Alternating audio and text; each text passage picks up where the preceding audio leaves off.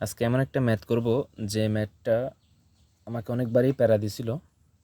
তাহলে ম্যাথটা হচ্ছে কি, শিক্ষা সফরে যাওয়ার জন্য 2400 টাকার বাস ভাড়া করা হয়েছে এবং প্রত্যেক ছাত্র সমান ভাড়া বহন করবে ঠিক করলো। অতিরিক্ত 10 জন ছাত্র যাওয়ায় প্রতিজনের ভাড়া 8 টাকা কমে গেছে। 10 জন ছাত্র বেশি যাওয়ার কারণে একজনের ভাড়া 8 টাকা করে কমে গেছে। তাহলে বাসে কতজন ছাত্র গিয়েছিল? আচ্ছা, তাইলে আমরা এখন ম্যাথটা শুরু করি সলভ করা। তাহলে ধরি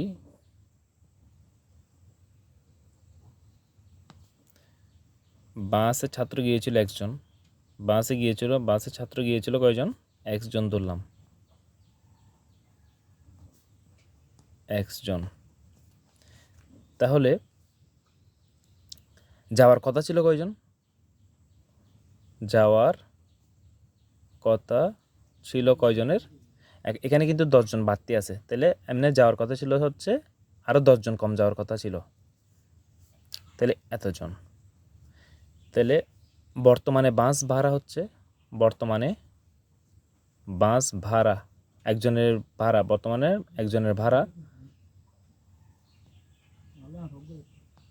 হচ্ছে, তো আপনার এই টোটাল খরচ হয়েছে হচ্ছে 2400 টাকা। তাহলে একজনের ভাড়া বের করতে গেলে 2400কে আগে মানে বর্তমানে কতজন ছাত্র গেছে? একজন, তাহলে এক্স দিয়ে ভাগ করলে একজনের ভাড়া পাওয়া যাবে, বর্তমানের ভাড়া।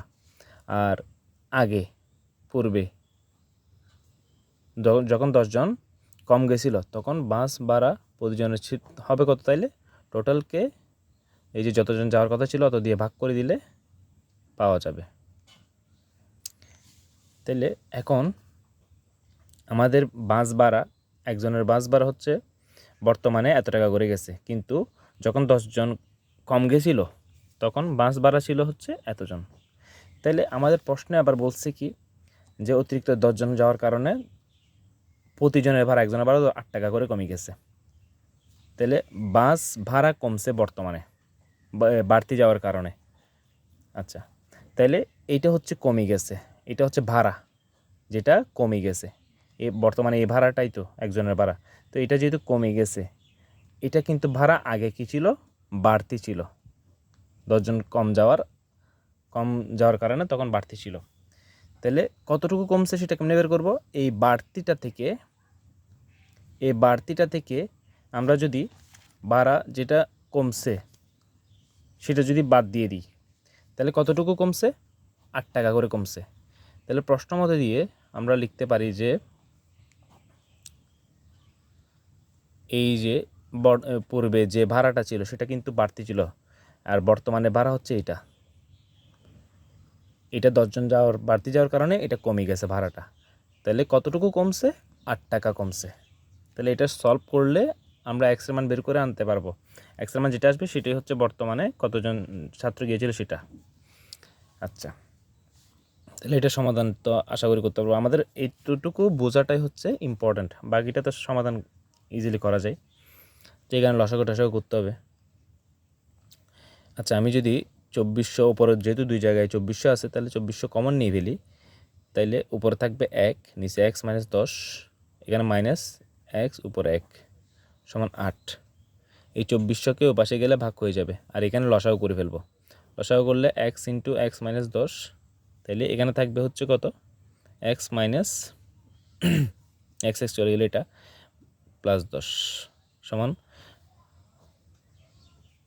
এইটা।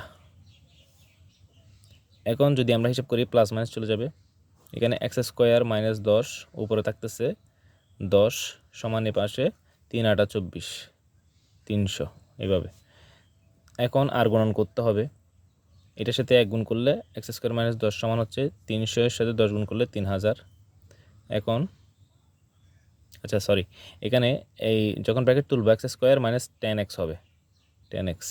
তো এখন সংখ্যাটাকে যদি এই পাশে নিয়ে আসি, x square minus 10x minus 3000 সমান 0। এখন এটা উৎপাদক বিশ্লেষণ করতে গেলে 50 আর 60 হবে, তাহলে x square minus 60x plus 50x minus 3000 সমান 0। তো যদি দুইটা করে আলাদা করি, এখান থেকে কমন নিলে থাকবে x মাইনাস 60, প্লাস এখানে 50 কমন নিলে থাকবে এক্স মাইনাস 60 সমান 0, অর্থাৎ এক্স মাইনাস 60 কমন নিলে আবার এক্স প্লাস 50 থাকে সমান 0।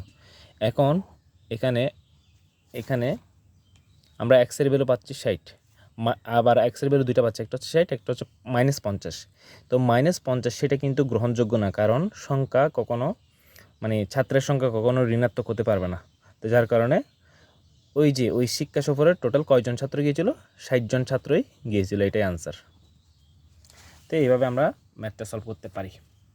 তো জিনিসটা যদি আবার একটু ক্লিয়ার করতে চাই যে এই জিনিসটা কেমনে আসছে, একটু মনোযোগ দিয়ে খেয়াল করি। যে যাওয়ার কথা ছিল হচ্ছে, আচ্ছা বাসে ছাত্র গিয়েছিল ধরলাম যে 1 জন, কিন্তু এই 1 জন হচ্ছে আগে যখন যাওয়ার কথা ছিল তখন কিন্তু 10 জন হচ্ছে কম গেছিল, অর্থাৎ যাওয়ার কথা ছিল x - 10 জন। তাহলে একজনের ভাড়া, বর্তমানে একজনের ভাড়া কেমনে বের করব? ওই যে টোটাল যে ভাড়াটা সেটাকে যতজন ছাত্র গেছে সেটা দিয়ে ভাগ করলেই একজনের ভাড়া বের হবে। আর আগে যাওয়ার কথা ছিল হচ্ছে কয়জন? x - 10 জন। তাহলে আগের একজনের ভাড়া কত হবে সেটা কেমনে বের করব? টোটাল অ্যামাউন্টকে যতজন যাওয়ার কথা ছিল তত দিয়ে ভাগ করতে হবে। তো বর্তমানে ছাত্র বেশি যাওয়ার কারণে এখানে ভাড়া কিন্তু কমছে। তাহলে এইটা হচ্ছে ভাড়া কম, এটা হচ্ছে ভাড়া বাড়তি। তো বাড়তি থেকে কমটা বাদ দিলে কতটুকু কমছে সেটা আমরা বের করতে পারি। তাহলে এখানে ওরা বলেই দিয়েছে যে 8 টাকা কমে গেছে। তাহলে সেটা কেমনে বের করবো? এই বাড়তি থেকে এটা বাদ দিলে প্রশ্নের মধ্যে দিয়ে সেটা আমরা 8 লিখতে পারবো যে এতটুকু কমছে, এটা থেকে এটার বিয়োগফল এতটুকু কমছে। তারপর সমাধান করে আমরা অটোমেটিক্যালি এক্স এর ভ্যালুটা বের করতে পারবো। ধন্যবাদ সবাইকে।